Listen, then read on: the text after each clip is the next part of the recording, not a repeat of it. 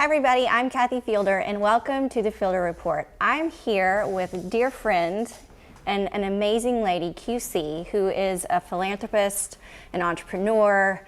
The list of what you do is shockingly, I don't even have words for it. So welcome, I'm so glad to have you here and excited to chat with you today. Wow, thank you so much, Kathy. What an honor to be right here and the things that you do. And I think this is such a great opportunity for all of us to be able to share and empower all of our community. So if you have not had a chance to subscribe, I'm already a fan, so subscribe to Kathy Fielder Report. Oh, you're so sweet. You're such a special person. And we're also fellow women that soar. We share that bond, which is a sisterhood that is also such a dynamic. So proud of you. So proud of you too. Proud. So tell me, you recently, before COVID, created this new entity, the Stone International Wellness Center, which is phenomenal. Tell me a little bit about it. Yeah, so basically Stone International Wellness Center was, an opportunity that was just laying on our hand. We have a foundation called the Source of Hope, and this is exactly what we've been doing to give back to the community for the past 10 years. And never even realized it. And so this individual, Auntie Carol and Dr. Sam Lamb, came to us and, was my patients, and they like, please, we would love to have something like this here at our Willow Bend Wellness Center. So they invited us there and nevertheless did not realize it. And so I head back to Southeast Asia to give back to 6 countries for 5 weeks, serving pre-COVID for all of Southeast Asia. And when we got back, February the 5th, we opened. And then a month later. We opened Stone International February 20th, and then pandemic hit and we shut everything down. Well, and so I share that kind of same story. I opened up my New Orleans boutique in October of last year, and then I opened up a new Dallas boutique in the next month, and then COVID hits, and I've got 2 boutiques just sitting shut, and you're trying to figure out how do we navigate that. Navigate that. What did you do? How did you handle it? How did you tackle it? Because I know you're a woman that just tackles it and says, we're going to make this happen. So tell us the secret that kind of helped you make it through that. Well, there's 3 things that I absolutely loved about my life. Number 1 is I only surrounded people who inspire me, like you. Thank you. Agreed. So you surrounded with people who inspire you, people who encourage you, and people who believe in you and give you a second chance. Yes. In our life, we need so many chances. Wes and I've been in America actually in October 24, it's 31 years, escaped to this country, and I found a land of opportunity, so I run with it. So I surround myself with those positive people. And then like-minded thinkers that want to move forward and build. Right, giving, because you can never outgive God. Absolutely. Tell me, and speaking of, tell me about, you have this huge heart for philanthropy. Yes. And you have just a very special love, and you're so empowered by it. You can just sense it. And so tell me about the Source of Hope. You said I know you've had it for a decade. Yes. It's actually the reason why you won the Woman That Soars award. And so tell me a little bit about that. Well, the Source of Hope is actually, anytime you see someone that giving back, you always look and say, the people who give the most is when the people that struggle and have been there before. And that's exactly how Wes and I is. Went through and struggled as a childhood growing up, escaped out of Vietnam to this country. When I came to America, everything is so grand and beautiful and everything is perfect. So I run with it. I grab every opportunity I could think of. But then when it come to entrepreneurship, is so hard. How do you navigate through it? How do you strategize? How you build a business? How you keep the business? How you sustain the business? On and on and on. But anyway, nevertheless, for the past, Wes and I married 26 years, we struggled 2 times. And those 2 times almost put us through bankruptcy. Number 1 was our oldest daughter had brain tumor. So we literally, it just take only 1 struggle of health. You lost everything. And that's exactly what happened. And we regained, we rebuilt it. Our daughter have a second chance, she lived again. And then the second time was when I work for a French company. I'm always been in the health and wellness industry.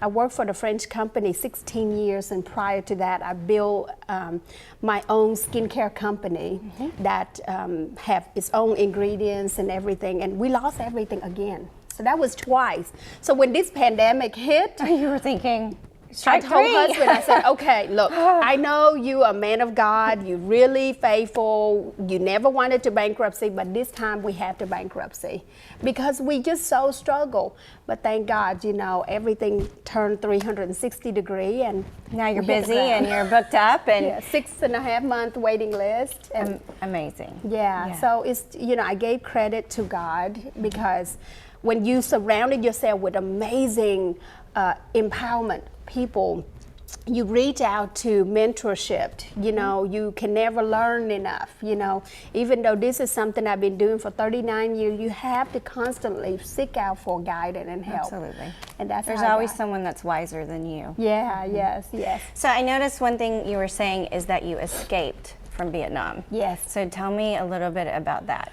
Yes, just like many Vietnamese immigrants, you know, I'm a refugee and I escaped out of Vietnam for 13 days with no food and no drinks. And Were you on a boat? I was in a small, tiny fishing boat. My goodness. You know, with only 10 of us, and just founded my brother. You know, because I was an orphan 2 times. One was in Vietnam and one was in America. And so my brother founded me and then built a fishing boat, and we landed into an island of Malaysia. And so how did you navigate then to the United States? Yes. So because my biological father, who was a U.S. Navy, he worked for the U.S. Navy and then, you know, sponsor us to come here. But of course, he have always sponsored for my brother. But I was the one that been in the orphan, been given away. So the last minute, they kind of scooped me up and said, come on, let's go. So I got stuck in Malaysia for 18 months until all the DNA, the testing, the immigrant, and the following through all the process steps before I And get how to come. old were you at that point? I was 13. My goodness. And were you living in a foster home? No, I live in an island. It's called the Pulau Bidong, Malaysia. And in fact, I was so thrilled just recently, last year, to came back there for the first time and actually went with Princess in Malaysia, and we were sharing the story, and she told me, she said, QC, now it's such a beautiful destination resort. It's no longer that refugee camp that you remember. Oh my goodness gracious. And what was that like to experience that? I mean, I think you have this perspective, not to put words in your mouth, but you have a perspective of hope and there is a future, but to go back and see that. Yeah. And honestly, to go and have that experience and come, you know, to America and just see how it is here. Yeah, I mean, I can tell you a million I'm stories. sure. I mean, I can't even get the words out because it's got to be such an overwhelming and just such a grateful feeling of where, you know. Absolutely. But you didn't get angry. No. And you didn't get jaded. Yeah. And you just decided to have hope and move forward. So That's right. tell me what you believe is the reason why you were able to do that. Because a lot of people get mad or angry at the system or this or that, right? Right, and back then I wasn't a faithful Christian person as I am today. So I didn't understand the angry of God and things like that. I didn't understood it then. But I always look back and see where I was and how I got here. So where I was is so devastating compared to what I am now. Sure. So I'm in this beautiful island with lots of beach. I create sustainable gardens. You know, of course, in Malaysia, you know, you can't eat pork. I escape out in the fence at night to buy pork so that I can, you know, sell during the day. So many different things like, so I create my own little entrepreneurship to kind of keep me going. You're so extraordinary. I mean, those of us that have the ability to remain positive and move forward, kind of, I think, you know, it inspires hope. Yes. And there's really a need for hope right now, which I know you understand that. Yes. And you spread so much goodwill, and you travel all over the world, actually speaking and talking about hope. So tell me a little bit about that. Well, you know, with the Source of Hope, what we wanted to do is, regardless of any political view, I don't ever allow any of our directors or any of anyone to involve with us or share any type of political views Sure. or religions or sexual oriented or anything at all. And we just like, we are the source and we want to give hope to our community. So let's come together. So we have 4 different programs with the source of hope. And number 1 was the health and beauty education. This is something that we've been doing for 10 years to sustain and train some of our students how to give back.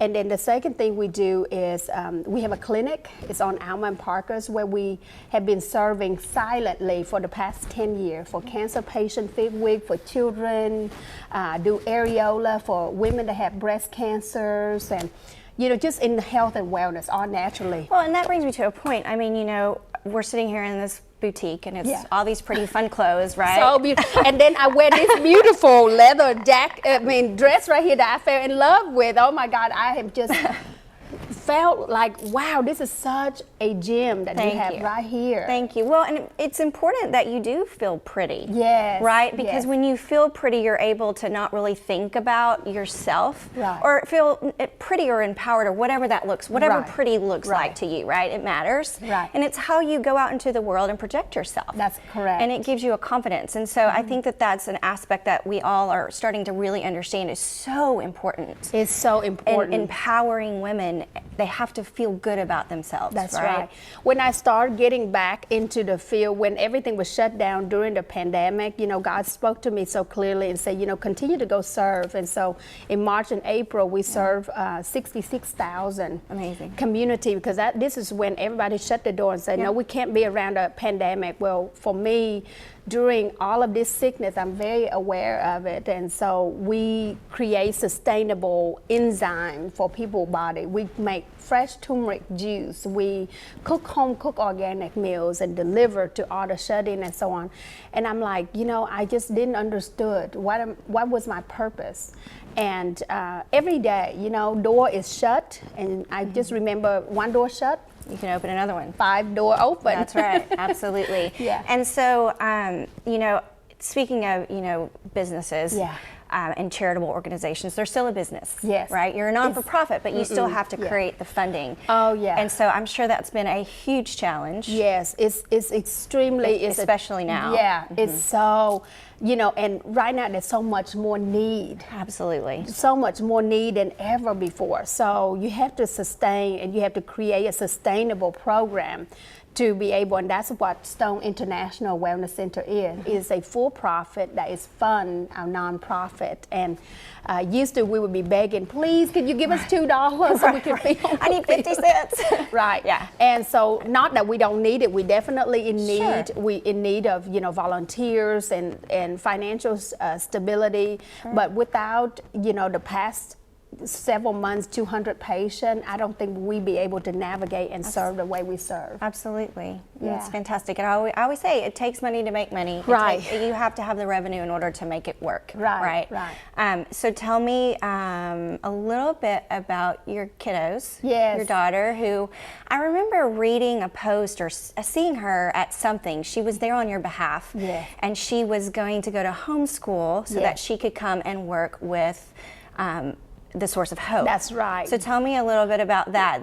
My Isabella is 16, and I've tried to empower her with this sense of service. But I mean, that is definitely and you doing that. And I think all of us, is. I always said, I could remember when Wes and I used to have tons of money, and I said, honey, don't put money on stock money, don't invest in this, invest in our children giving back. So, of course, I'm an orphan in Arkansas called the Arkansas Baptist Children's Home, and that's who I am today. Learn how to speak English and everything, but that's what we do, and so with Nicole is our oldest daughter who getting married next year, and then Annalise is our youngest daughter, and they're both very heavily director at the Source of Hope. But Annalise, last year was her senior year, and she said, Mom, you know what, I'm thinking, she just got back with me from Nicaragua with our board director, Amanda Chin, and she said, I think I'm gonna go ahead and take this year off of Plano West and going to online school so I can travel with you all over the world to serve. And I'm like, oh my God. And that was the most challenging, difficult time. Yes. I actually, Isabella has moved to homeschool. Yeah. And I'm kind of directing that education for her. And then, you know, Harrison was at home, but now he's back in school, which has been wonderful. But I think the thing of it is that we need to be the person out there that we want our children to become. That's right. Right? That's right. And so it's really important. And you're doing that. I mean, you're doing that with your girls, and they are incredible ladies and women because of the fact that you're leading them by your awesome example. Well, you know, we're just trying to do our part, and like I said, it's take a village to serve. And so every one of them just take a piece here and there. And she now at the University of Arlington. Go Mav! Yeah.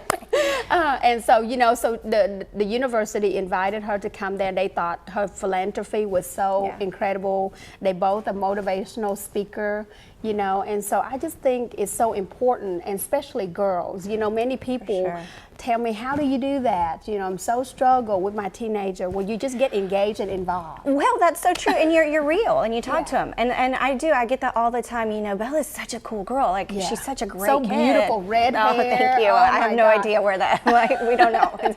But I mean, you know, and so I'm like, I talk to her. Yeah. And I talk to her pretty openly. Yeah. And I'm real honest about it, right? Because I'm not to the point to where it goes too far, but it's very important. And then to you know cook with her. I cook with her, and I go to horse shows with her, and I spend real time with her. We go next Tuesday, and we're going to head off to a horse show till Sunday. So that's so funny. That's right? So but by the awesome. end of that, we're probably going to be like, okay, need some space, right? Yeah. So, but we have the best times, and so you're so right. Right. I think, and then another thing I think that is so important is that one thing that Wes and I try to share with our girls is that whatever the men can do, you can do too. Absolutely. So I saw you driving the truck, I'm driving the forklift and the 18-wheeler. Oh my gosh, and I'm driving the trailer with horses. I know, but absolutely, you know. Yeah. And I mean, she is going to start pulling it soon. That's right. Because if she really wants to be in this business, then you got to know your business. Right. Exactly. And so that's a really great lesson to teach girls too, I feel like. Right. That there's more outside of that little bubble that you're kind of living in. And so it's really important to teach a vision of where you want to go. And that's not just to girls, that's to children in general. Where do you really want to go? And what do you do whenever you get your first little obstacle? Right. And struggle is real, but the good thing is struggle is temporary. And it makes you better. That's right. And and all how you approach it, right? That's right. That's right. So, I love talking with you. I could talk with you all day. I mean, truly, your story is just so dynamic and so awesome. Well, and I'm honored to be your friend and know you. Well, I'm honored to be your sister that's sore. You are so beautiful. Me too. Think that you are the most amazing, you know, human being that creates and navigates and making masks, you know, for us when we are really in needed it, and you know, so many navigation. And if all of you guys are watching this YouTube video, you know, continue to follow Kathy because she's such an inspiration. Oh, thank you know, and then I think God give you the natural beauty outside because your eye. I mean, even I follow you so many years, you know, to the QVC and everything, and I just think like, wow, you know, God really created you, the image, and then you know, your brain and your stability and your. Thank you. Tell us how we can give to the Source of Hope. Yes, so Source of Hope, one of the things that we want to give to you is that on the fourth Friday and Saturday, we execute 4,000 home cooked meals, which is this weekend actually. Everything will be prepped on Fridays. We are doing it at this beautiful Cornerstone kitchen.